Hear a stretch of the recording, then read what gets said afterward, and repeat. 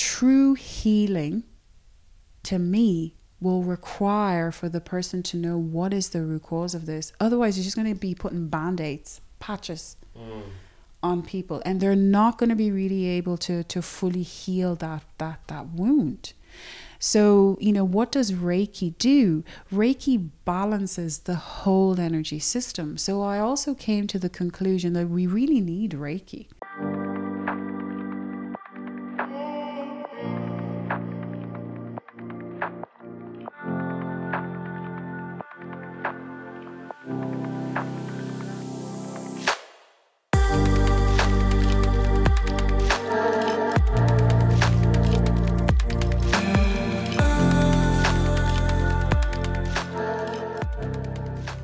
Hey everyone, and welcome to another episode of Going Out, Looking In, the podcast about the big questions of life, personal growth and spirituality.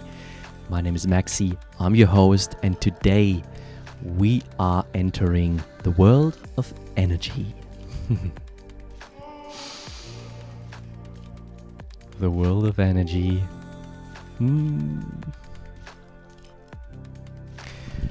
It's so funny because the world of energy, when I say that, I am referring to healing modalities that work with energy. But with all of that being said, I just cannot help but again and again be reminded myself of the fact that everything is energy. And so as much as we believe in duality and being separated from each other, in fact we're all being connected by one thing, and that is energy. And so I actually couldn't be more excited to share an episode with someone I deeply respect, and the work of her I deeply respect, and that is Nicoline Walsh. As some of you may have noticed, Walsh, didn't you interview someone whose last name was Walsh as well? Yes, Luke Walsh from the Healing Forest, and Nicoline is, funny enough, his wife. And that's also how I initially met her. And I, as you know, embarked on this journey to first Ireland, then the UK, and then the US. And I'm currently sitting here in a friend's house in Chester, in the United Kingdom, near Liverpool. And I just arrived here coming from the Healing Forest, and having spent time with Luke and Nicoline and their family in the Healing Forest, which has been a transformative experience. Absolutely beautiful. I mean, yeah, that's a whole different kind of podcast episode. But cut a long story short, I am today bringing you the interview and the conversation that I had with Nicoline while being in the Healing Forest. And it is circling around energy. Now, Nicoline is a Reiki teacher and an energy healer, and she is deeply immersed in the fields of working with those energies within people's system and energetic systems. Now, I've been practicing some Qigong, and in the world of yoga, there's just different sort of names that we give for the energy flow within our bodies and our systems. But essentially, we're all referring to life force. Let it be Chi, Shakti, Prana, whatever name you want to basically, give to this energy that is within us.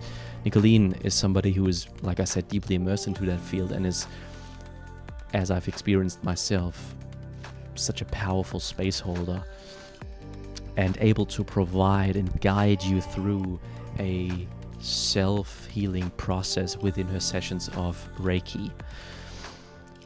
Now, with this particular conversation, I basically wanted to also extract some more information around the intersection between alternative medicine and healing modalities such as Reiki and, let's say, more conservative ways of healing and dealing with ailments, how both can basically also go hand in hand, because that's really what it's all about, right? It's not about like, you know, Reiki or something is the holy grail and can heal us from anything and everything, and neither is, you know, just like traditional medicine in the sense of like going to a doctor or like a hospital. You know, it all has its place, and we extensively talked about this. Now we also talked about the power of self-healing, you know, and that really any good and trustworthy healer, if you want to say so, is only really activating and helping in your own capability of healing yourself rather than healing you from your own like ailments. It's really the other way around. And yeah, I wanted to know what that actually means. It's such an awesome conversation, and to me, again, just such a privilege to have been given this opportunity again, you know, time and time again, to sit down with such inspiring individuals and wisdom keepers and to just ask what's really been on my mind and heart for a while. And so I'm just really looking forward to bringing you this episode, and share, you know, and bring some, share and bring light into the world of energy. And that is with Nicoline Walsh.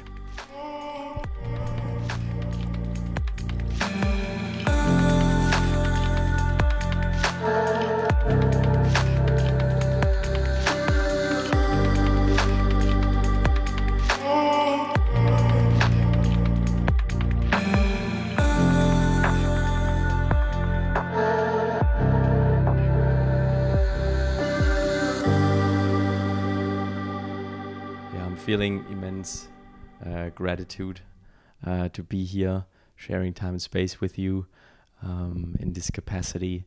It's been a long journey, inside and outside, for me to be here. A lot of stuff has happened, and synchronistically connecting with Luke a while back was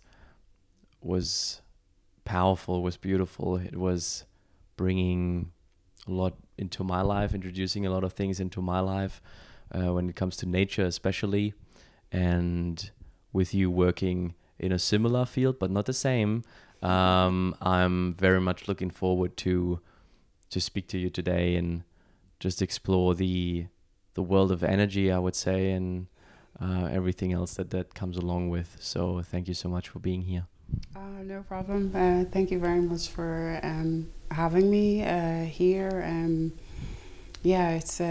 It's great to be given the opportunity to be able to talk about this stuff. You know, many years ago you wouldn't have found me talking so openly about things like this, but you know, it is time for these types of conversations to be had. You know, there are more and more people waking up.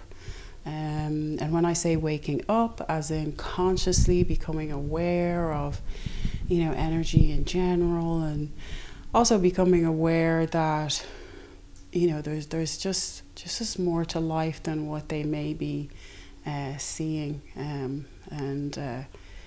there are more things coming in through the feelings. So yes, it's an exciting place for us to be. Yes, it's scary, but it's exciting, and it's whatever energy you choose to grow, that's what's going to grow. So if it's all about the excitement and that's what you're growing, yes, technically there you may experience, you know, some hard times, but the excitement will help you get through that. And then yes, if you're experiencing a lot of, you know, I'm scared, that's what you're feeding.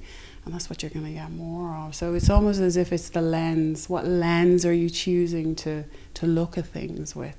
You know, is it the lens of joy? Is it the lens of sadness? Is it the lens of whatever, love? And you'll have the experience according to that. And that's linked with energy, because emotions is energy. It's frequencies and vibrations. Just some of the frequencies and vibrations of the emotions can be very heavy on the energy systems, but it's still it's frequencies and vibrations. It's energy. So you're always working with energy in some shape or form, really. So yes, I'm really excited to be here. Go easy on me now, right? No, I will. I mean, you make I don't it. have all the answers. No, but yeah, you make it very easy to connect. I have to say, it's it's just a very open space. I mean, and yesterday, just the day when I was reflecting on it yesterday, just, you know, us dropping into the video shoot right away, and me experiencing your work and Luke's work all at like throughout one day is very powerful. And so I would just start off by because like there's a broad variety of people listening, and I never know the exact background of each one of them. And so if I was to, so let's say, you know, I also have children, for example, and if I was to meet you while picking up the kids and we started to have a conversation, I was to ask you, so Nicoline, what is it that you're doing? I'm very selective who I share what with, so. So, how would you answer? Well, typically I would kind of get a sense within myself, you know, in regards to, you know, is it safe to, you know, share exactly what it is that I do? But I do, you know, I would filter, you know, what it is that I would say, because I'm very aware that everybody is at a certain stage of awareness. So I'm always very mindful. Now, if that is that correct, is that not correct? I don't know. I go with my intuition, and I get a sense of, you know, it's okay for me to say I'm an energy healer. But usually, you know, when you say that, that's sometimes it feels as if you've opened up a whole can of worms, which is like, what is that? Like energy, what? It's like an energy healer. But I have, because I have a wide variety of skill sets. So I'm also a past life hypnotherapist. So depending on who it is, sometimes I'm a hypnotherapist. But I'm also Reiki. So I'm also you know, certified Reiki master and Reiki teacher. So sometimes I'll say, oh, I'm a Reiki practitioner. So it depends on who I'm talking to, but the bottom line is, what am I? I'm an energy healer because I have access to many tools that I use in order to assist someone, to help them to heal themselves. So they heal themselves. I don't heal them. I'm just really good at knowing what techniques to help to use to help them, so they can do that type of healing that they may need at various stages of their journey. But yeah, to me, I suppose I made peace with myself a few years ago that I'm not just a Reiki master, really. I'm not just a hypnotherapist. I'm not just a forest bathing guide. I'm not just an eco practitioner or a forest therapist. I'm all of that and more. But it became very obvious, I'm an energy healer. I'm absolutely fascinated by people's energy systems. I'm fascinated by, you know, why are people behaving the way they're behaving? Sure, they grew up with the same parents, right? But they're behaving so differently. It's as if they grew up with different parents. So I've always been fascinated with, you know, human beings and, you know, why they behave the way they behave, and why is it that this one is always sick and this one isn't sick. And I've just always been fascinated by that. But I guess what I was really fascinated was the energies involved in creating these behaviors and these patterns in people, and you know, these ailments or diseases that people have. I suppose I started to learn that these people, knowingly or unknowingly, are creating them, and that blew my mind. And yeah, I just started to be even more fascinated, and wanted to learn more about, you know, the energetic side of things. So the energy is communicating with the physical body, and it's communicating with it through ailments or diseases. So, you know, it's like you have an earache and it's in the right part. You know, you have an earache and it's the right ear. Like, before I got into the energy world, this is what I would have done. Oh God, let's go to the chemist, and what pain relief can I get for the ear? So I try that first. Then it's not working. Oh, I better go to the doctors. I go to the doctors, and chances are high I'll probably be prescribed antibiotics. And I'd work with that, and then that would go away. And then fast forward, I'm into the energetic side of stuff. And then I'm learning that, oh, the right part, you know, is the male part of the energy, and the left part is the female part of the energy. And I'm like, right, okay. And then, you know, the ear, like, what's that linked with? Well, your ear is for listening. You're listening, so it's part of your communication. So then I'm like, okay, so if the energy is communicating to the physical body through an ailment, that means potentially I'm not hearing something, and it's got to do with a male. So when I started to kind of, you know, work with that, I would then be able to stop getting earaches without the intervention of going to the doctors to get antibiotics. Or, you know, depending on pain levels. Now, don't get me wrong, I'm not sitting here and I'm like, oh no, don't be medicated, no, that's not the way I work. If you need the medication, you need the medication. However, I would just be putting it out there that, like, ask the questions, like, why are you getting this? You know, why did you wake up today of all days and you have an earache? Sure, you were fine right up until that day. So why is that? And the clues then is, which part of the body are you feeling what? So right part of the body linked with male. So when you look at linked with male, well, the main kind of person that would be your main kind of conditioner, your main influencer would be father. And then if you look at the left, then the main kind of shaper or conditioner is the mother. So when I started to kind of work with that, now I have, you know, within my experience here, I have challenges with mother and I have challenges with, you know, father. Like the person that's on my birth cert, it turns out is not my father. So I would be prone to diseases, let's say, that's linked with father energetically. So there's a bit of an imbalance in my system already. And it's just that as I started to do the work, you know, that way, and work with myself that way, I very rarely go to the doctors now. But not because, you know, I'm avoiding going, it's because I don't need to, because a lot of things that comes up in my system, I'm able to clear it myself. To a point where this then influences my children.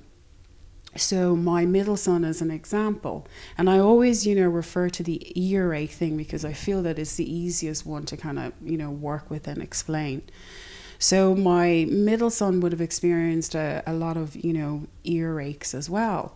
And I would always be like, is this the left ear or is it the right ear? Because typically it always starts in a certain part of the energy system. It tends to start either in the right part or the left part. It actually very rarely just starts straight in the middle. Typically it's a little bit more dominant in one part. So that's the clue. So with him, I was like, ooh, left ear or right ear? If it's the right ear, then it's dad. If it's the left ear, then it's me. oh dear. So, you know, even with that and acknowledging, and, you know, me then going, okay, so he has a pain in his left ear. So that means potentially either he can't hear himself around me, or he feels that, you know, I can't hear him. And that's, you know, when I started to work with that and started to cater to my children through that, less trips to the doctors, because they have needs, and their energy systems is actually communicating those needs. So it also helped me to come to the realization that, you know, out there in the world, we have this thing of, you know, you need food, you need shelter, you need to be clothed. And okay, yes, you know, this generation is, oh, you need to love, you know, you need to love your kids, you need to love yourself. But there's another key component there, which isn't spoken about enough, which is that everybody wants to, you know, be seen, and they want to hear themselves. They want to be able to hear themselves around other people. So where the child is getting, you know, earaches here and there, those are warnings that they're not getting something, and that the something that they're not getting is the sense of, I'm not able to hear myself around these people. I'm not hearing myself around these people. And that can escalate then to more serious ailments then. Because if you think about it, you get years of, I can't hear myself. I can't, you know, I don't feel that they're hearing me. That's then linked with, you can't see yourself because you're not getting validated. So you can't see yourself. So what's that going to lead to? It's going to lead to low self-worth, low self-esteem, issues with loving yourself, potentially anxiety, potentially depression, and it can go on and on and on. So where the children are young and these ailments are coming in, I would want to be asking the question, where did it originally show up in the body? Because they're clues, and the clues can be linked to the chakras as well, so the large energy points. So in the Reiki modality, there is the belief that there's 7 large energy points. So I'm calling them 7 large energy points, but that's not what they say. They say it's chakras. But to me, you know, it's large energy points. And those large energy points, they're governing different parts of a person's energy system. So if you're looking at, you know, the throat, that's linked with the ears as well. It's kind of this part of the energy system. So that's communicating. And so if there's stuff going on with the ears, then the throat chakra, there's imbalances in there. Because think about, you know, communication. There is elements in there of being able to hear yourself. It's part of, you know, oh, they hear me, so that means I'm validated. That means, you know, I mean something. That means that I'm needed. So if they're not getting that, then it's the opposite. So I would imagine then that over time there's a build-up of a feeling of, I'm not needed. And that's going to affect your self-worth. And to me then, that's probably one of the avenues for depression then. Because if that's going on over long periods of time, that's probably in another level of that ailment or disease that originally just came in as an earache or a sore throat. So a sore throat would also be linked with the throat chakra. You know, colds, flu, stuff like, you know, cough, stuff like that. Well, it's linked with other parts of the energy system, but anything kind of with the throat, with the ears, it's the throat. So it's the throat chakra. So, you know, are they being heard? Are they being seen? And, you know, when I do my work, 9 times out of 10, I'll get, you know, without my energetic skill sets, I'll get that sense of like, oh, you know, they didn't get this as a child. And as a result, you know, they're behaving a certain way. So they're trying to, you know, fill that gap in themselves. And sometimes they can fill that gap in a healthy way. And then sometimes they can fill that gap in an unhealthy way. So, you know, to start to really work with people, or, you know, the energy systems is really important. And an understanding. I mean, you don't have to know the ins and outs of the energy systems, but the basic kind of understanding, which is taught in Reiki level 1, you know, where you're learning that, you know, this part of the energy system is governing, you know, certain parts of the body. It's a good starting point. And I'm a big advocate for Reiki level 1 being taught to as many people as possible. Over the pandemic, I actually lost track of how many times I, you know, channeled Reiki for my children, or channeled Reiki for friends, or for certain family members. It's to balance the whole energy system, but it's really them balancing their own energy system. So it's as if the battery has gone low, and by you channeling the Reiki energy in them, you've given them 2 pairs of fresh batteries, or 3 pairs of fresh batteries, whatever it is that they were looking for. So then it's like, you know, it's not that the problem has gone away. It's just there's a bit more juice in the tank now for them to be able to navigate their way through the experience that they're having. So that's kind of one way of kind of looking at all of that. Yeah. Wow. Whole world opening up right there. Thank you so much for sharing that. Beautiful.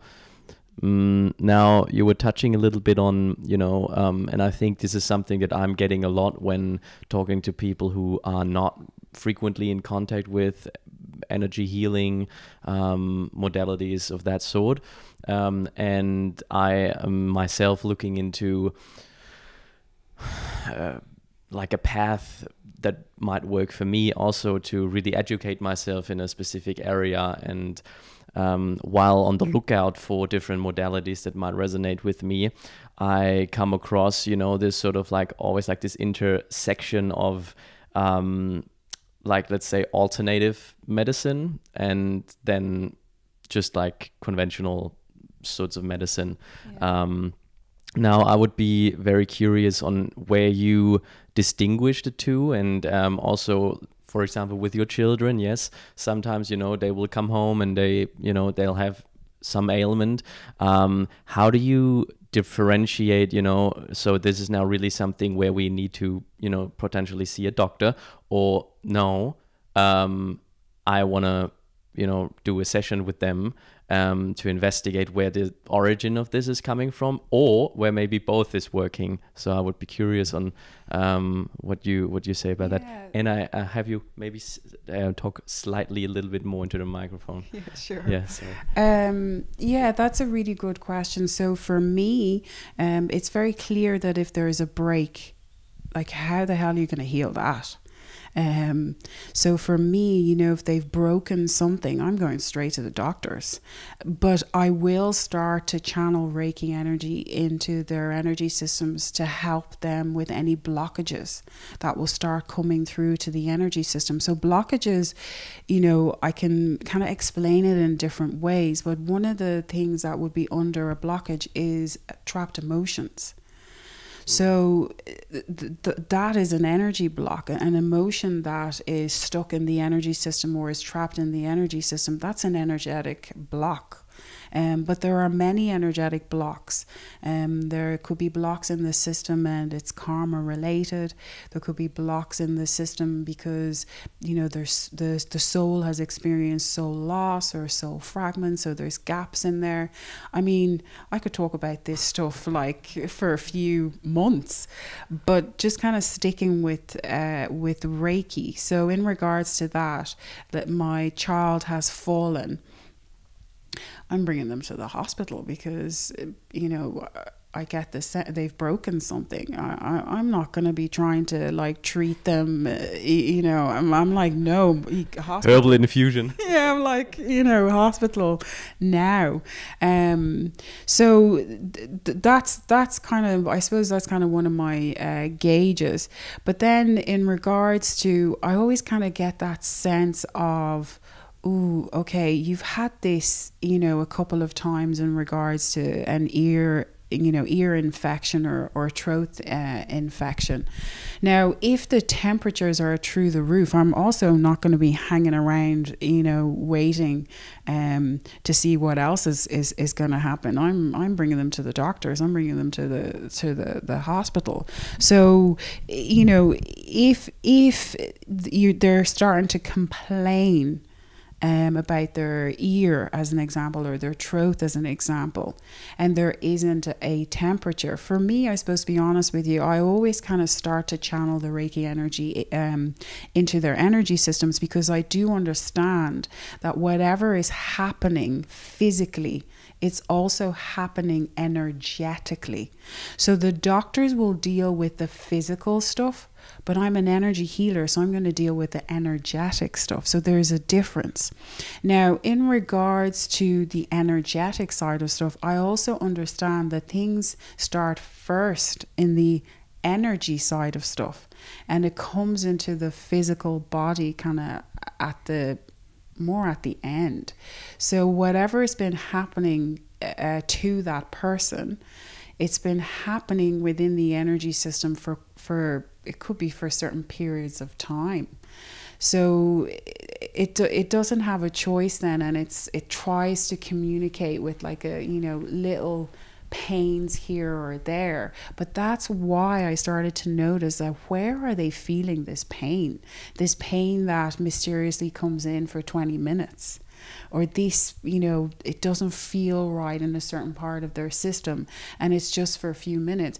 Those are the beginnings of a warning that something is not working properly within the energy system, and it will just keep escalating it to a point where this person now is in constant pain. So for me, it's always about, yes, channel the Reiki energy into the person's energy system to, you know, move, shift, balance the whole system, and that is going to help them. And then you're kind of going from there. But our youngest son, as an example, he had an accident whereby he ended up, you know, needing medical intervention, and he had to have an operation on the side of his face. Now, as an energy healer, did you think then I was like, oh no, we're not bringing you to hospital, I'm gonna like give you a shitload of Reiki and then you're gonna be going No, because there is physical requirements there, and that, you know, that's what the doctors are there for. So with that, the minute I, you know, kind of assessed, I went, no, we need to go straight into A&E, and that's exactly what we did.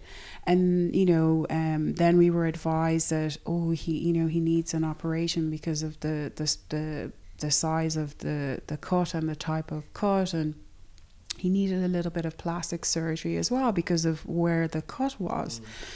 So I'm very grateful, you know, for, you know, a lot of people complain about the Irish medical system, but I feel that where they, you know, you really need them and it's a proper emergency, they're amazing. Absolutely amazing. Crumlin Children's Hospital, amazing. Tala Children's, amazing place. Very, very grateful to them. So in Crumlin, they did his, you know, operation. But then as an energy healer, I was like, oh Jesus, I better, you know, tune into his energy and see, you know, what's going on. So when we were there waiting to be seen, I started to channel the Reiki energy into his energy system to help him to be a little bit more calmer in himself, and that's what we got. And you know, like I remember the nurse seeing him and looking at the severity of his cut, and you could see she was like, gosh, why is he like, you know, kids with this type of injuries would be screaming their head off, whereas he was quite chilled. But that's the effects of Reiki. So it's good at calming the energy system. So can you elaborate on how what it means that when you say that you are channeling the Reiki energy into a system? So what is happening there? Yeah. So what it is that there's a bit of a lack of an understanding in regards to Reiki. Well, like, what is Reiki? Like, people think that like you're pulling it from somewhere, and where are you pulling it from? And I'm like, okay, this is source energy. So this is where you have to really open your mind. Now, before I go into that, every single person has Reiki energy in them already. So we have to start from there. So, you know, you're not able to channel an energy into someone that they don't already have. So everybody has chi energy or Reiki energy or ki energy or prana energy. I mean, look at the Chinese medicine. Look at the Indian medicine. Yes. Like, that's been around for what, centuries? And they were aware that every single human being has an energetic side to them. And so they were treating people not just physical body only. They were treating the energetic sides of people for centuries. So that's why you're able to see in, you know, Chinese medicine, they talk about the different organs, that the heart is where the joy is. So, you know, hint, that's where the love, the joy, emotions is stored. And as an energy healer, I've started to see that, like, Jesus, the emotions are actually created and stored in these organs in people. And that's been fascinating for me. So, you know, people experiencing a lot of anger, and then you're seeing that there's liver issues, and I'm like, oh wow, that's really interesting. So, you know, then if you're looking at linking it with the right part of the energy system, left part of the energy system. And I look at, you know, some people coming in and, you know, they have issues with their breast, for example, and it's the right breast. That's lack of nurture from father. That's what that message is. And if that continues for, you know, long periods of time, they're going to need, you know, medical support for the physical body. And the left part then would be mother. So I always find it you know, really interesting that all this is available out there, but I suppose it's only kind of, I feel, for me personally, it's only kind of now am I going, okay, I'll talk about that now. It like, obviously a few years ago, if you were to talk like this, you'd be put into a mental institute, or you just wouldn't go there, or you'd be given all sorts of titles that wouldn't really be appropriate. So I can understand why not everybody is in a rush to have these types of conversations. And, you know, when I'm talking, I'm very aware that certain people are at certain levels of their journeys whereby they are very aware of energy to a point where they can see spirit. They can communicate with spirit. They can communicate with, you know, certain energy beings. And even that alone, there are people out there that'll be like, that's just weird. You know, that, like, they're nuts. That's not normal. You know, that's the devil word. You know, I've heard all of that and some, you know, worse comments. So I just bring it back to, where are you in your level of awareness? So this is your consciousness. Where are you in the relationship that you have with energy? So where I am in the relationship I have with energy is that I can see colors sometimes. I can see spirit sometimes. I can hear spirit sometimes. That's where I am. So it's really on an individual case by case basis. And where is that person in the relationship that they have with energy? But this is linked with where is that person in the relationship that they have with themselves from the spiritual side. So to me, I have the belief that everybody has access to seeing spirit, talking to spirit, you know, but maybe that's not where they're at. But it's a little bit more than that, because you have to factor in, you know, there's soul contracts, there's karma, there's, you know, past life experiences, you know, and those are all going to be factors in regards to why someone has that kind of a relationship with energy to start off with. So I have another belief where I believe that you see these like outrageous surgeons that you have around, and you're like, how is it that they're able to do that type of work? Like all the surgeons were trained the same way, more or less, but they are just outrageously miraculous surgeons.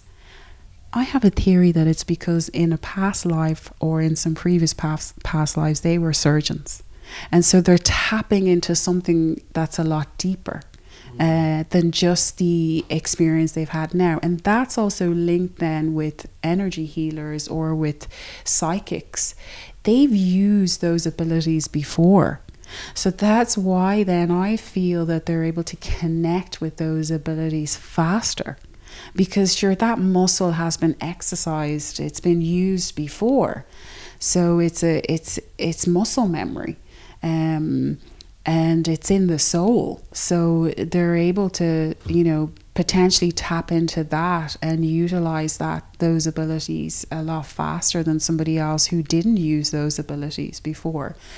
So for me, I'm a clairsentient, so I'm good at sensing energy, but everybody has that. There's many types of clairsensing, clairvoyance, clairaudits, clair-knowing. There's so many clairs. I used to think there was only one clair, which was a clairvoyant, and then I learned that actually there's loads of other types of clairs. And then I was like, oh, which one am I? So clairsentient, so you're sensing energy. That would be the primary thing.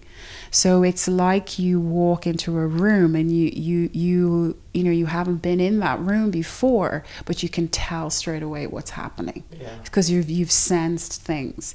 And it's also where you're around certain people and you can sense that they're in fear mode. You don't even have to look at them, you just kind of get that sense, and you know you'll communicate with them a certain way, and then they'll think that you're amazing. But what you were doing is that you were sensing, so you start to talk to them using certain tones, and that will help kind of, you know, soothe them. So that's like, to me, that, you know, there are certain people that are out there that probably already have that, but maybe they haven't tapped into it, or they're not acknowledging that is an ability that they have. But everybody has loads of abilities. So how was your journey with that? Like, I imagine it without the context and some sort of knowledge about what or names you can, or identification of what it is that you are experiencing very intuitively maybe, might also be scary, or I don't know, like you don't really know what you're dealing with. So how was your experience with experiencing, let's say, energetic sensitivity and then the journey to right up until where you are right now? Yeah, so to be honest with you, there was a lot of confusion.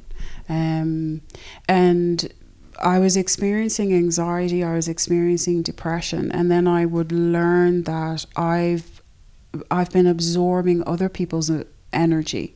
And that some of the anxiety is my anxiety and some of the anxiety is other people's anxiety. And the same for depression as well. And that was really interesting for me. So I started to, you know, work with myself, whereby I be doing, you know, check-ins with myself.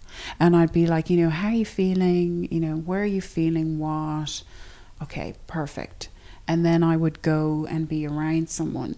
And then I started to notice and be able to differentiate, hold on, that's their stuff. This is my stuff. And as soon as I started to be able to do that, then I started to be able to pick up on things from other people's energy systems. But I didn't realize I was picking up things from people's energy systems. I just thought that I was really good at guessing stuff. And I was like, she's going to tell me that her fella has done the dirt on her. And then she'd say that. And I'd be like, oh, Jesus, ha ha. But obviously not ha ha to the experience the person is having. And also things like, you know, numbers. I'd be like, oh, I'm guessing, you know, this number is going to come up. And then the number would come up. And I was like, what the hell? But this was just, you know, really, I'm just reading people's energy systems, but not connecting with that at all. And then sometimes I would get comments from, you know, people, and they'd be like, I feel like you're reading my mind, Nicoline.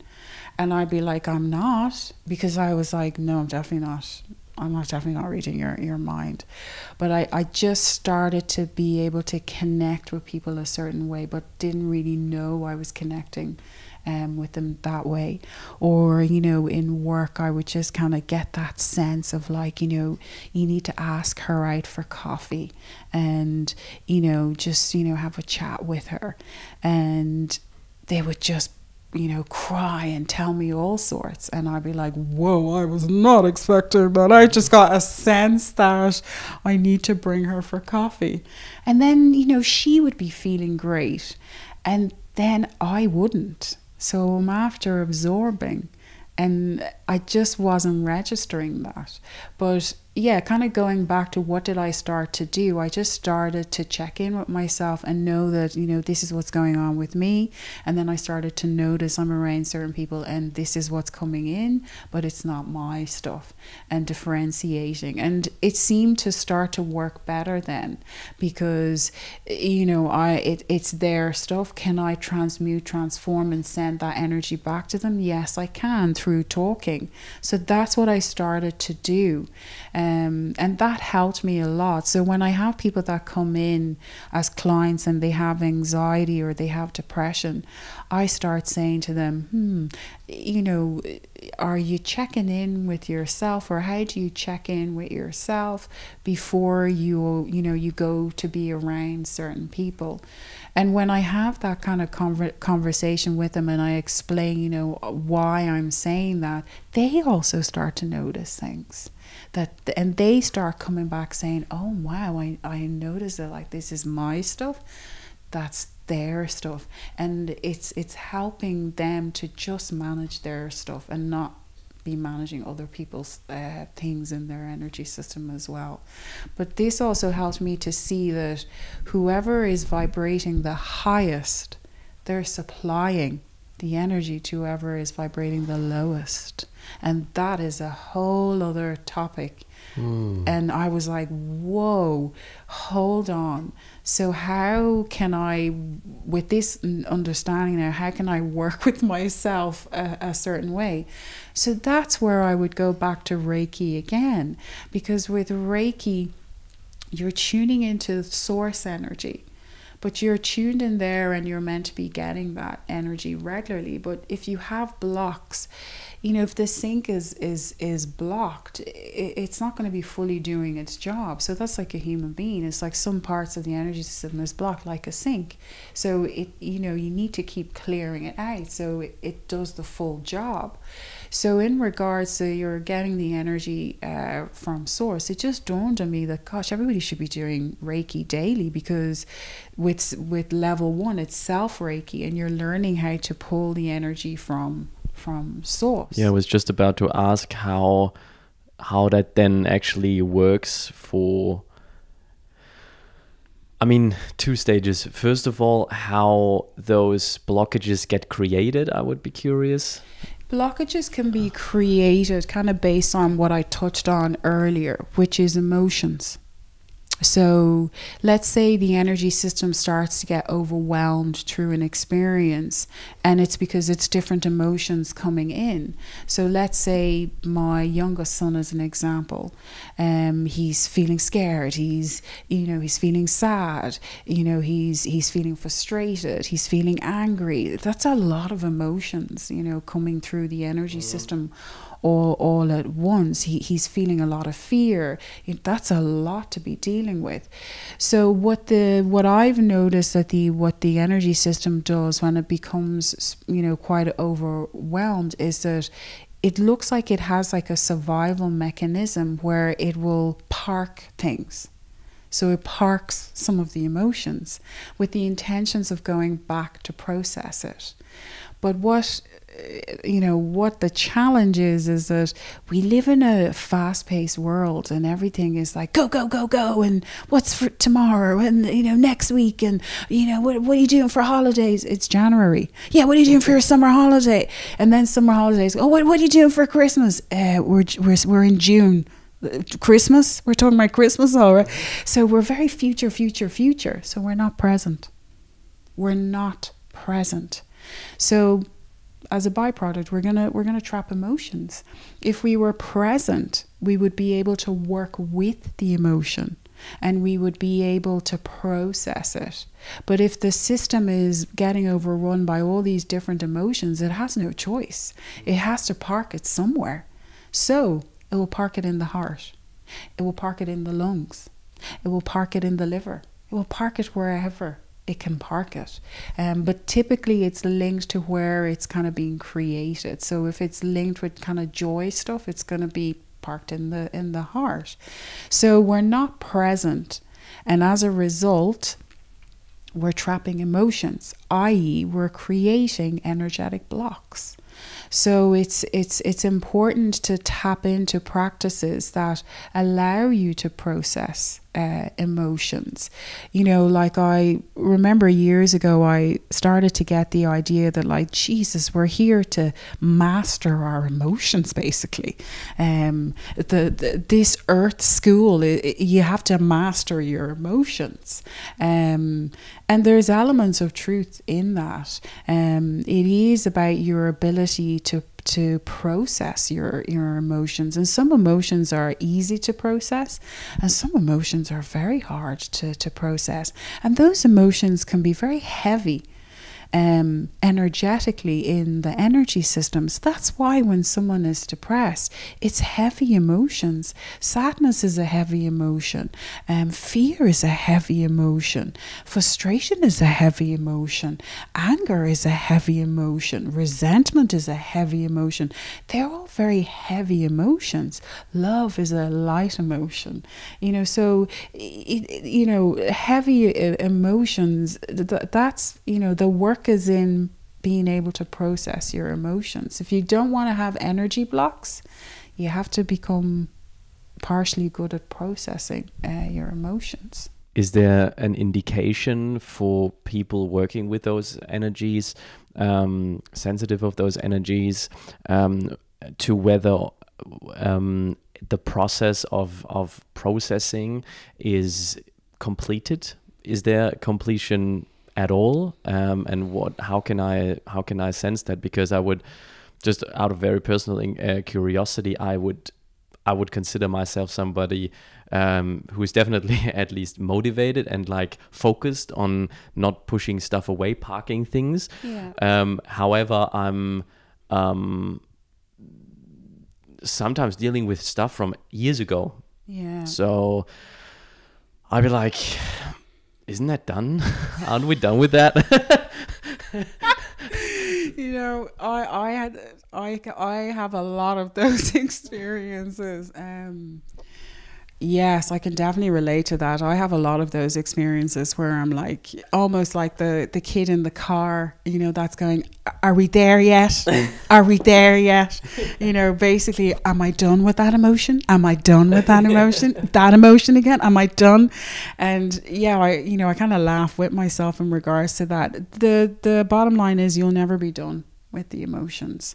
The emotions are part of the human experience, and the emotions are there to do a job, and they do a bloody good job. So it's where you start to shift your focus and you start to look at it as something that is designed to work with you versus it's something that's designed to work against.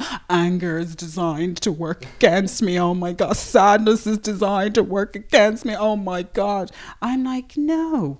It's designed to help you to move and shift energy within yourself. Yes, some of the emotions is light, and yes, some of the emotions is heavy, but it has a job to do, and it does a bloody good job. So when I started to kind of look at it like that, my fear of emotions reduced. And I started to be able to sit with some of the more harder emotions, but with the mindset of, you're really good at doing your job. I'm really feeling like shit, but this is not going to last, right? When I learn what I'm supposed to learn with this emotion, you're going to go on vacation, right? And that's what started to happen. So when I work with my clients, I say things to them like, imagine you're a house, and you know the house is perfect, okay? And you know, let's say it's a 2-bedroom house or 3-bed, whatever size house you want to imagine that. And then I go, imagine now there's a knock on the door, and you're like wondering, who is it? And you open that door, and then there is a person there, and it looks like you, and they're going, hi, I'm Joy. Can I come in to do some spring cleaning? You're like, oh, Joy, yeah, come on into my house. So Joy will come in and she'll be doing spring cleaning. And then there's another knock on the door, and you're all right with Joy. Yeah, work away in all the different rooms there. That's grand. And then there's another knock on the door, and you open it, and it's kind of looks like you again. And then, you know, she's going, hi, I'm Sadness. Can I come in and do some spring cleaning? And you're like, hell no. Boom. Close the door, right? And then there's another knock. And you open it, and it's Sadness again. And she might be at this for a while. And then you just get to a stage where you're like, oh, for goodness sakes, okay, come in. There's two things then that's going on there. One, it's there to do a job.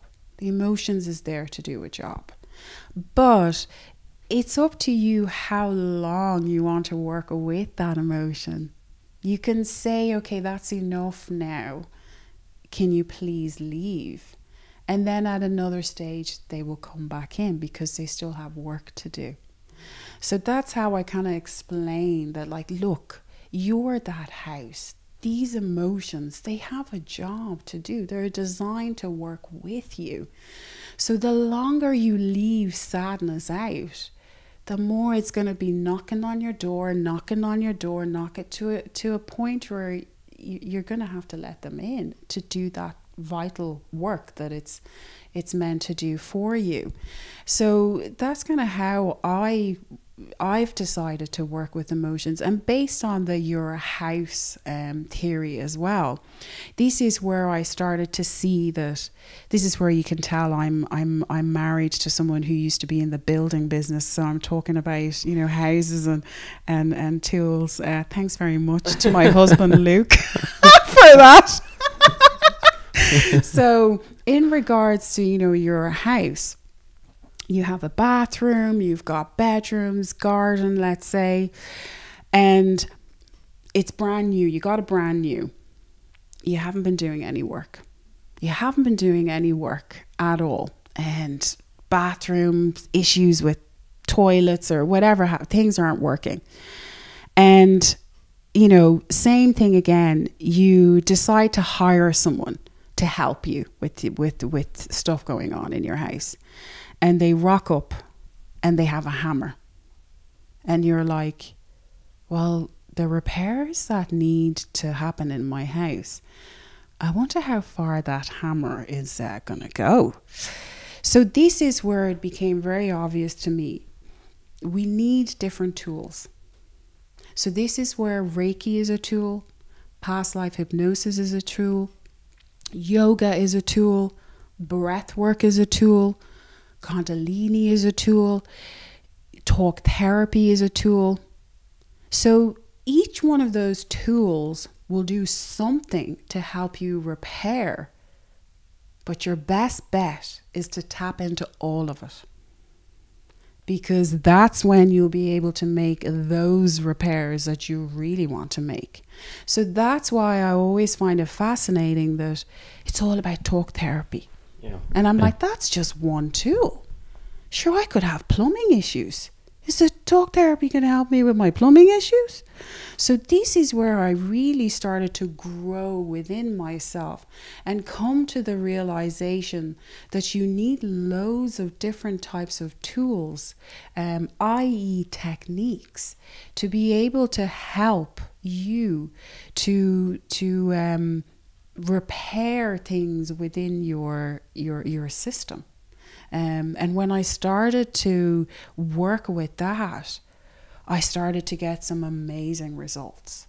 And I don't have, just so we're very clear, I don't have any issues with, talk therapy or anything like that. I believe it's a fantastic tool, but it's just one tool.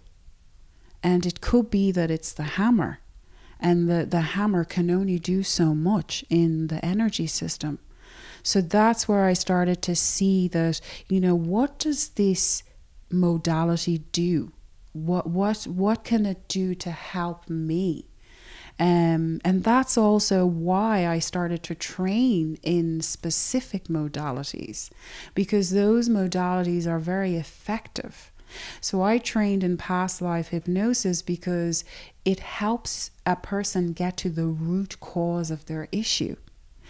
True healing, to me, will require for the person to know what is the root cause of this. Otherwise, you're just going to be putting band-aids, patches on people, and they're not going to be really able to fully heal that wound. So, what does Reiki do? Reiki balances the whole energy system. So I also came to the conclusion that we really need Reiki. And people out there might disagree, but for me, I'm good with my learnings and my understanding and what's working and what's not working.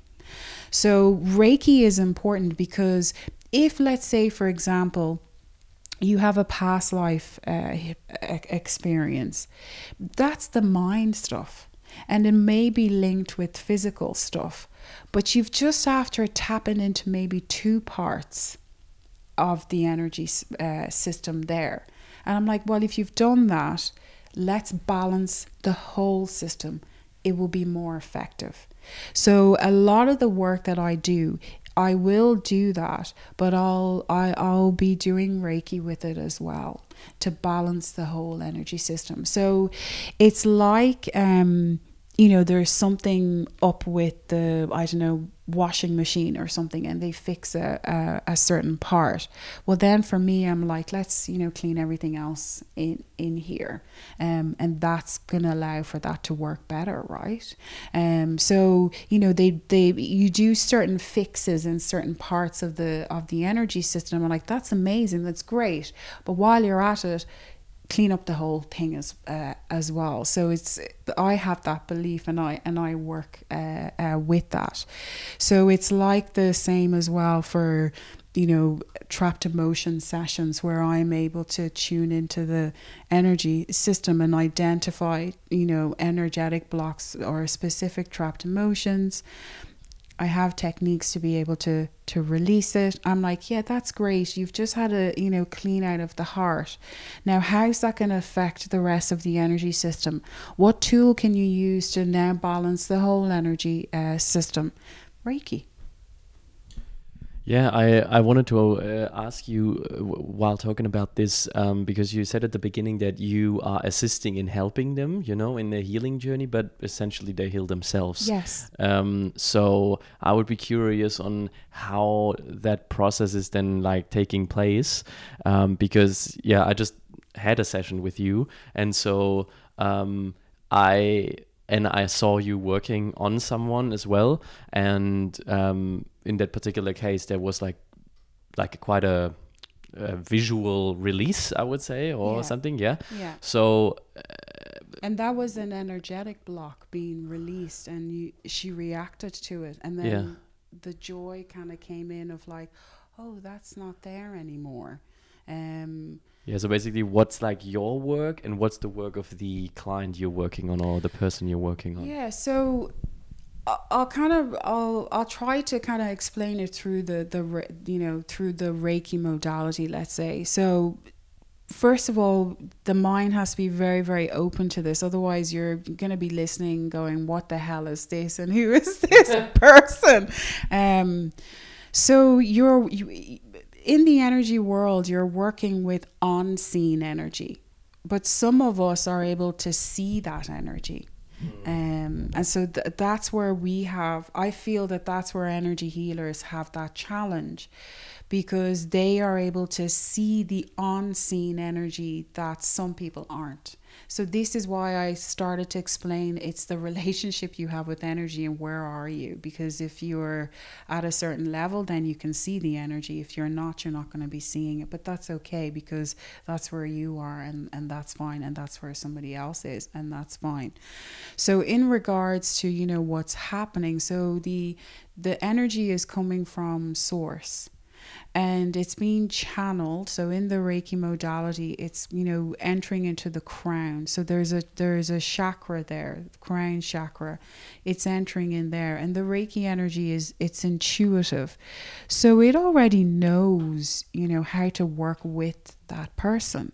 And so it knows when it's channeled in that, oh, I need to focus more in the legs because there is energy blocks there. But then, what is the Reiki practitioner doing then? If the energy is so intuitive, sure, they just channel it and just stand there and just watch. So what do they do? So what they can do is that they can direct the energy. The energy healer can direct the energy. So there's electromagnetic energy like fields, in your hands. And the person, has energetic fields, within them as well. So you're working with that. So let's say it knows that there is an energy block, for example, in the legs. Well, when I'm, gliding my hands over the energy, I can start to, get sensations that like, ooh, it feels heavy here. It doesn't feel light like it felt in the other parts of the energy system. So you get sensations, but it's messages kind of coming through the palms of the hand. Now, it's a bit more than that, but I'm just kind of choosing to explain it this way. So it's the information, let's say it's coming through the palms of the hand, and you're getting a sense of it feels, heavy. So that then is a sign that like something's not right here, let's say. So this is where we're trained in symbols, and the symbols are further instructions for what you're looking for the energy to do, let's say.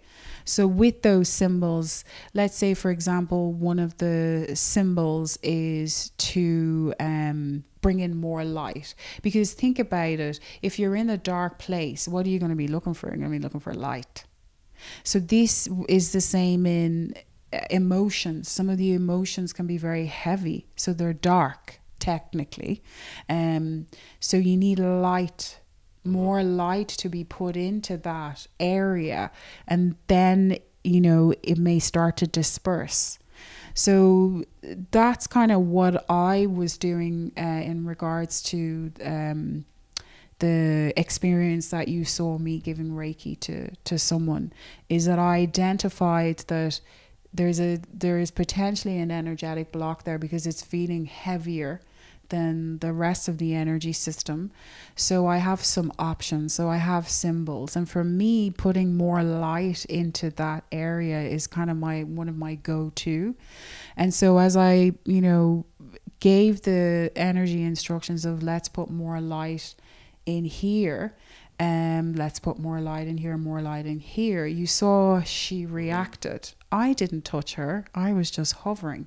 So her own her own energy system, you know, it has that extra energy, so it's able to do that extra work. And so she reacts through the movement, and then she's getting the, oh, you know, and I check in with her.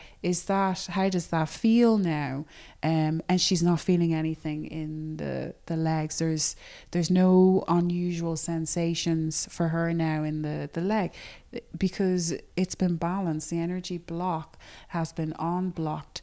So that's why people feel lighter after Reiki sessions, because they're going around with, excuse the language, a shitload of energy blocks, a shitload of trapped emotions. So when they go in, the assistance is given to them to be able to kind of release things. And depending on who the Reiki practitioner is, they may be able to specifically tell them what has been released. I don't really do that, because I feel that it's good enough that they've trusted and they've come in. So I just keep it simple, and I'm like, your energy system is as balanced as possible. Now, I never say it's 100% balanced, because that's not true. It will balance to like 85%, you know, at most 90% if you're really lucky.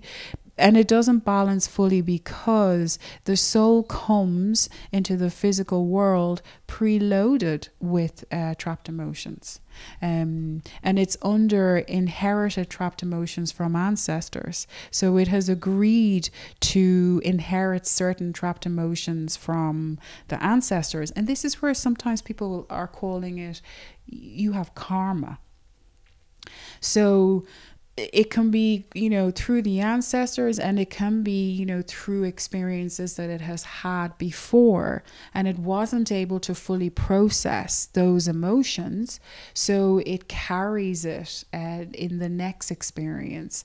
So that's also one of the reasons why I trained in past life hypnosis, because some people are able to conceive the images that they get through past life hypnosis, and some are not, and some are able to conceive the idea that, oh, there, you know, you can tune into my energy system and you can release trapped emotions, and those trapped emotions could potentially have been linked with some past life experiences that I've had. So I meet people where they are at, and I use the tool that they are going to be able to work with, and then I kind of go from there.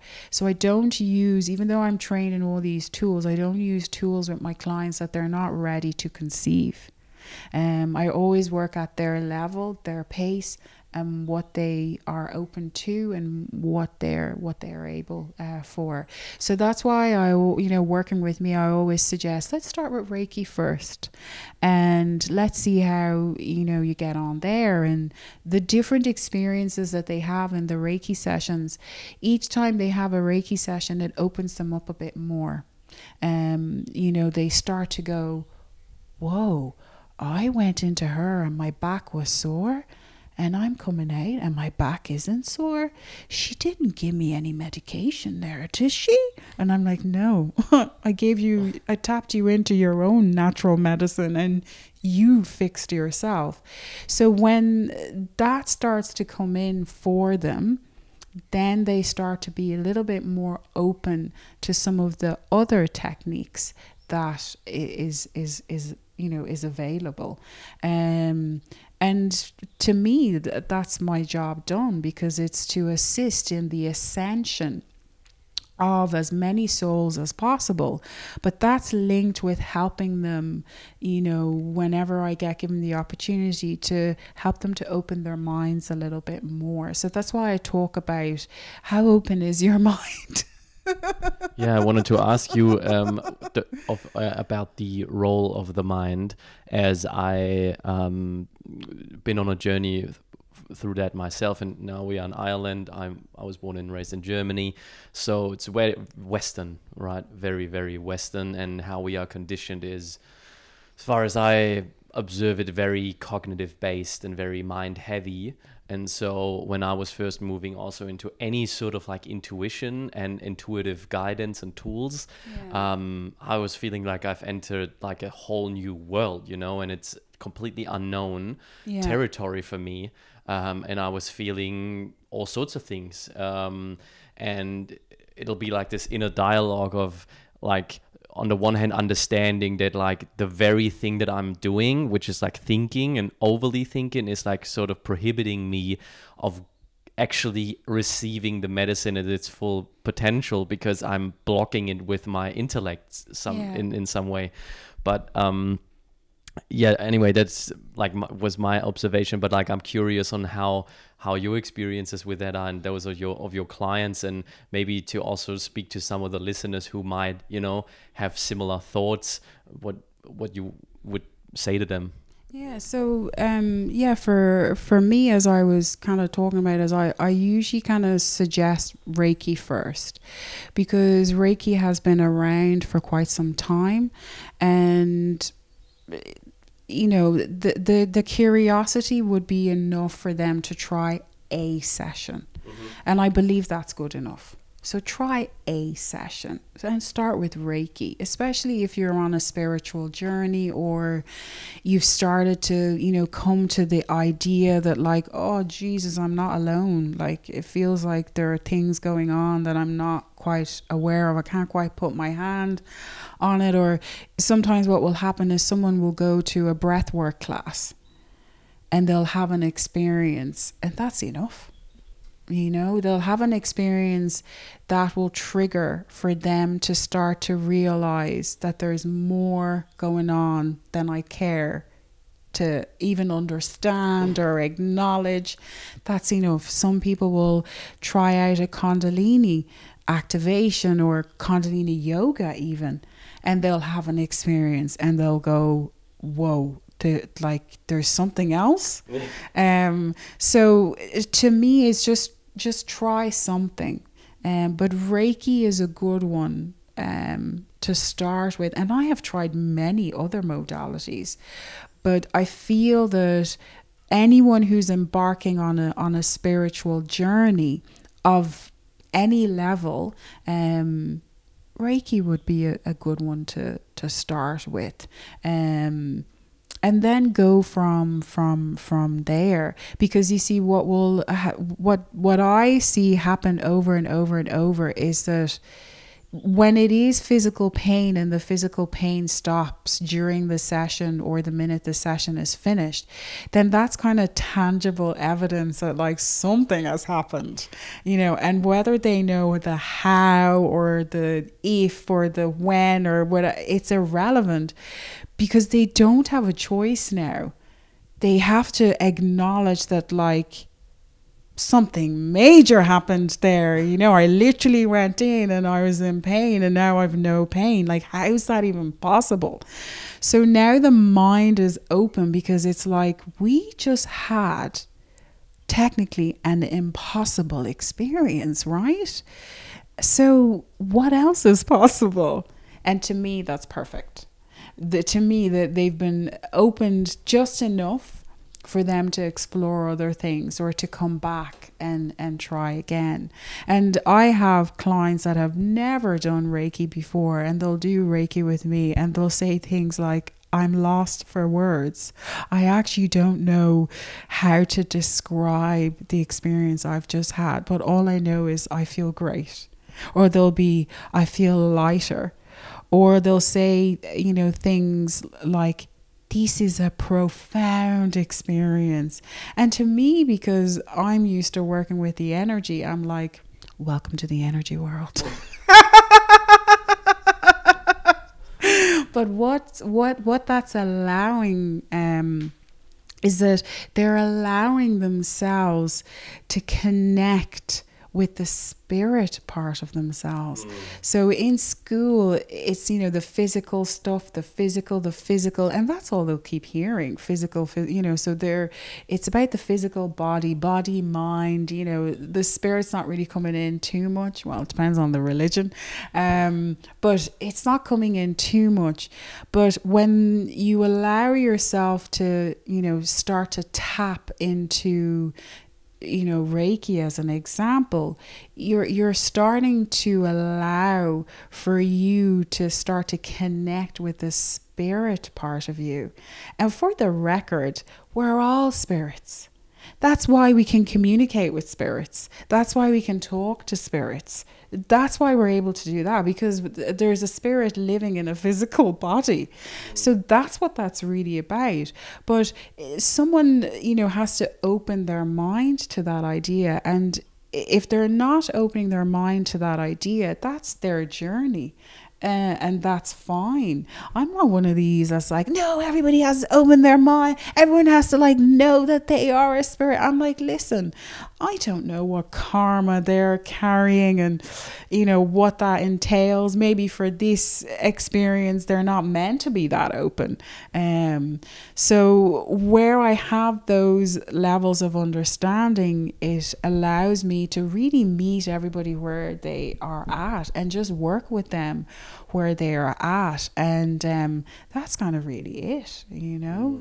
But I get great joy when I facilitate Reiki sessions in particular, where I know that their mind has been blown and now it's like, wow, there's other stuff out there.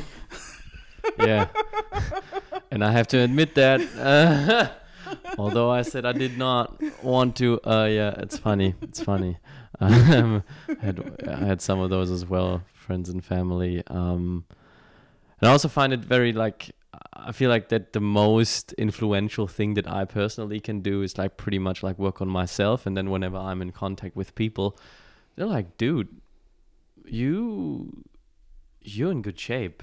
Inside and out, like something's happening. And so I found that always to be very powerful, also when it comes to, yeah, and also just like experiencing it, you know, really yourself. So yeah, just that's like my little advertisement, is just like to really, yeah, give it a try. Like you say, do a session, feel for yourself. Yeah.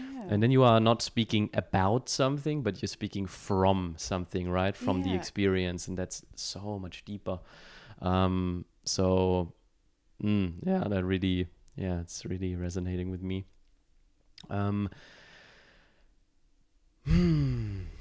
Now, I wanted to ask you something else. More like about, yeah, also just you basically, as a, you know, incarnated being, who has like, you know, also a story and like just like a context. And with you, I was just like experiencing 3 children that you brought to this world, and I just, it's something that I haven't yet experienced. I'm looking forward to experiencing myself. So I just wanted to ask you how that is for you to be a mother. Gosh, yeah. Being a mother, it's amazing. You learn so much.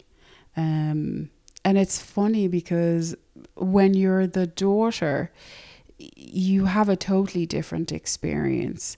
But for me, being a mother, it's very enriching, really. Now, why am I saying really? As if like there's an if, buts, and maybe in there, and of course there is.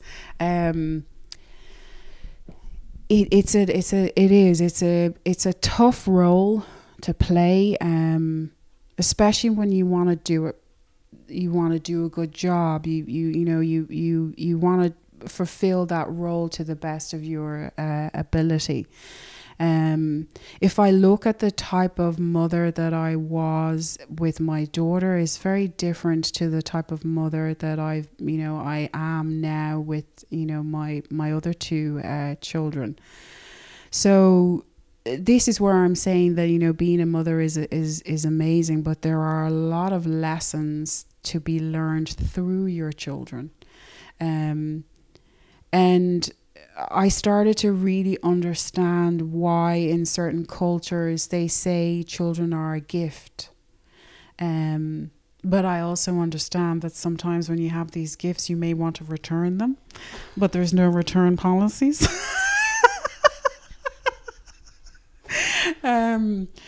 But Like, oh, like, you know, at a deeper, more serious level, it's a very enriching experience. It's not easy at times, and at times it is easy.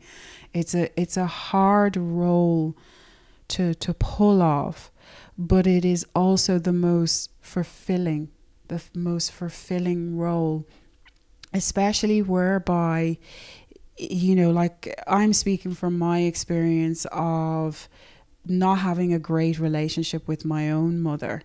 And so this means that a lot of my conditioning and beliefs, you know, it wouldn't be great, because I don't have those experiences of being hugged and, you know, being told that they're proud of me, or being told that, you know, you're loved, or we accept you as you are. I didn't grow up with those experiences. So that's why I kind of touched on being a daughter. You know, it's linked with the mother experience. So it's like you're getting shaped or prepared to be a mother through your mother. And the example that I had, there were gaps, but I have gaps. But you can tell I've been doing the work. That's why I can call myself out.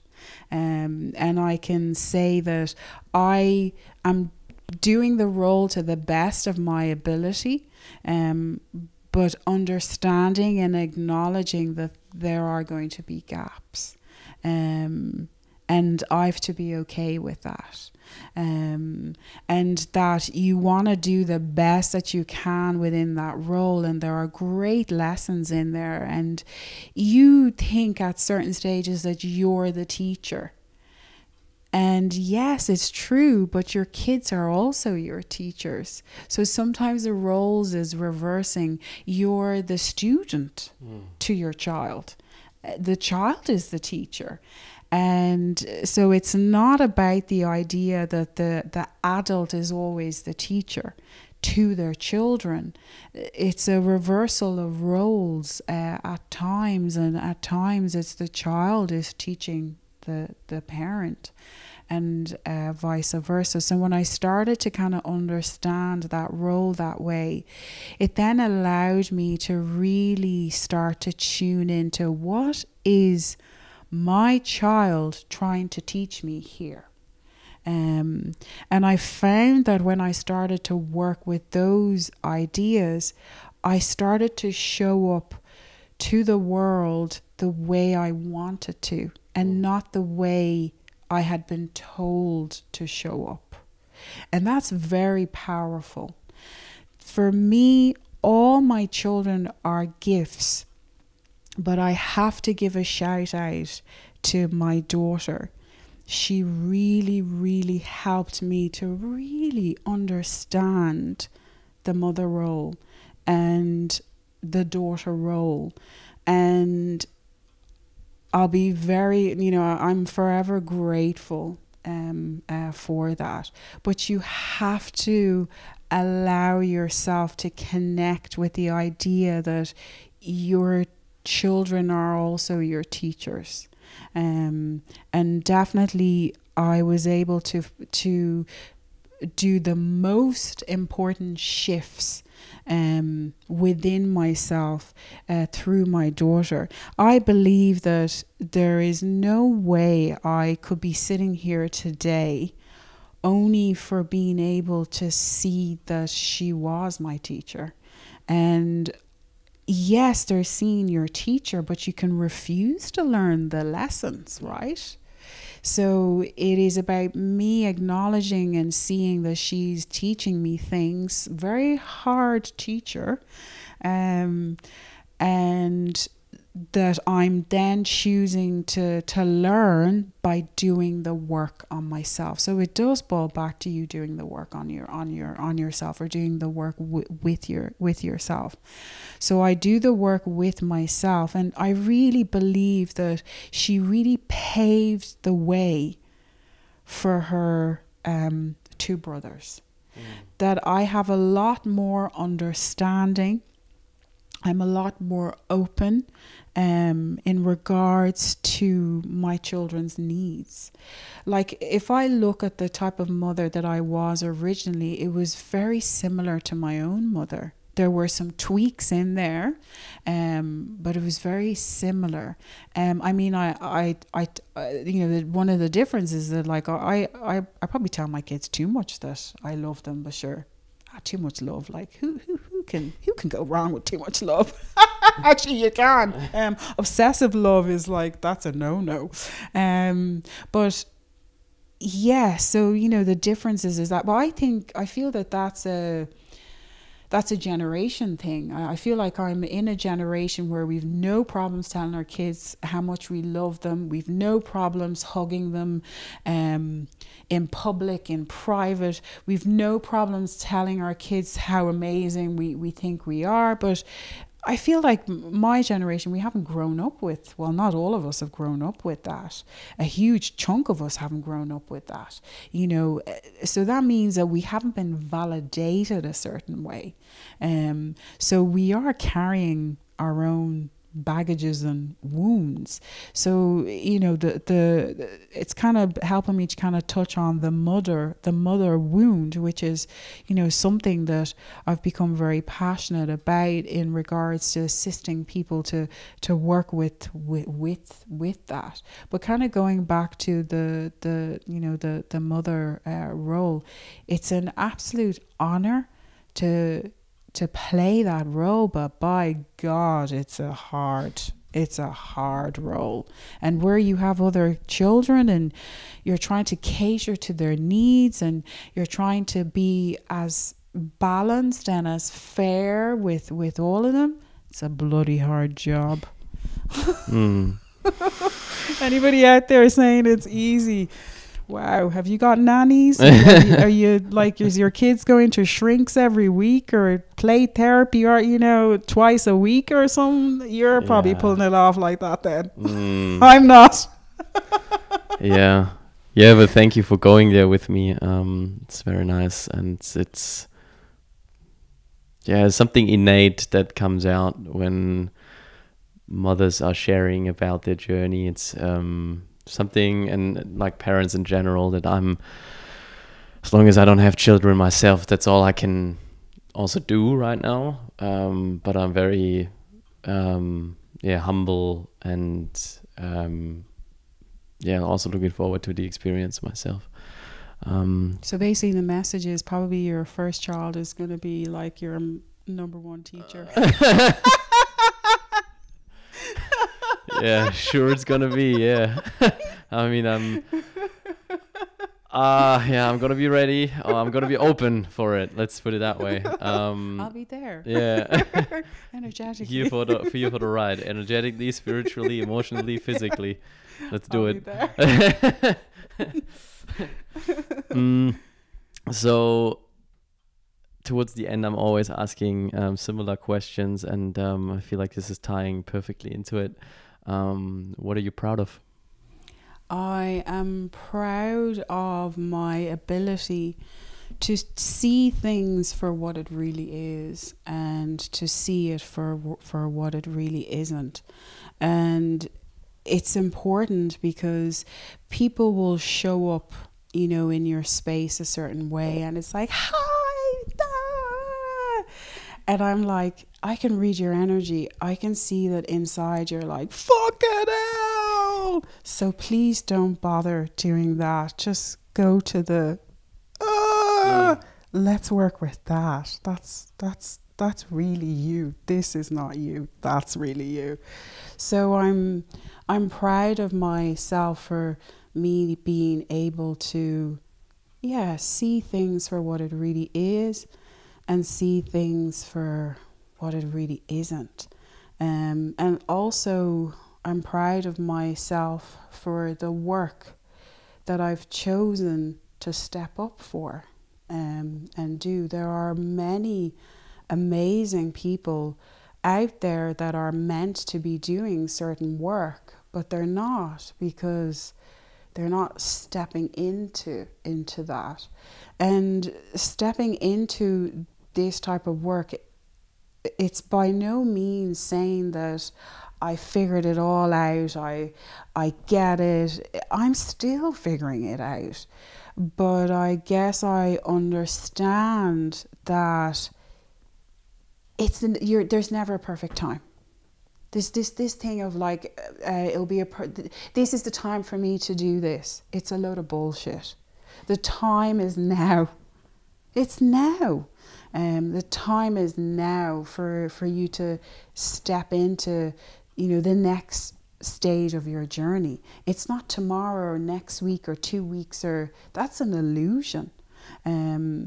It's now. The time is now for you to step into whatever it is that you want to do, or you're meant to do. So I'm proud of myself for me being able to understand that do it now. There isn't going to be the right moment. The right moment really is when you decide it's the right moment. But it's like we give ourselves this spiel of the right moment is going to be when this happens, and that's a block. That's a block in there. That's some belief that person is operating on, and I know I have that, but I've just been learning that it's now. Now is the time, and sometimes I go, oh, is now really the time? And then I'm like, yes, let's do this. That's awesome. That's awesome. And what are you looking forward to? What am I looking forward to? Gosh, I'm looking forward to everything. I'm looking forward to my kids and, what they're doing. I'm looking forward to everything, which is funny because if you had asked me this question a few years ago, it would have been filled with fear. My response would have been from a fear base. But it's not that I don't have fear. I do have fear, but I'm just that little bit more open. So I'm looking forward to everything and anything really. And I'm very grateful that I'm here having all these experiences. And as a result, I'm growing, I'm expanding, I'm able to be of service. So I guess I'm looking forward to the different experiences that's in store for me. And I'm not choosing to tap into, I'm only looking forward to the good experiences. I don't want any bad experiences. So I'm just looking forward to the experiences that's going to help me to be a better person. It's going to help me to be, enriched, so then I will be of better service to people, because it's through your experiences is what will allow for you to grow or not grow. So I'm choosing to grow. I'm choosing to grow as much as I can, and each experience is doing that for me, allowing me to grow, allowing me to connect with myself to levels that I didn't even know I could be connected. So it's that deeper, enriching connection that I'm growing. That's what I'm looking forward to growing even more, and then just keep growing it. Absolutely, like the forest, it just keeps growing. Just keep growing. So beautiful. Thank you so much for sharing time and space with me, for answering my questions, and for just sharing from the heart and from your soul, and deeply appreciate everything that you and Luke have been doing for me, and I'll make sure to do whatever I can and whatever is in my possibilities to also let people know of the amazing things that you're doing here. So eternally grateful. Thank you. Thank you so much. No, I'm very, very grateful. Thank you. Thanks for listening to your intuition. You had to listen to that to come here. I had to overcome all sorts of fears. No, thank you. Thank you.